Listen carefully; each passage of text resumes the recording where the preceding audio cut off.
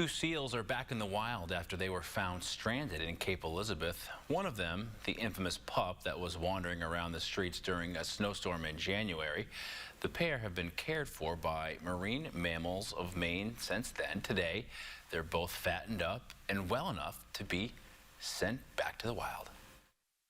Gray seals are a little bit more independent and stubborn, so it's not uncommon that they take their time because they're wary of people being around and making sure that they're safe. So their release time takes a little bit longer.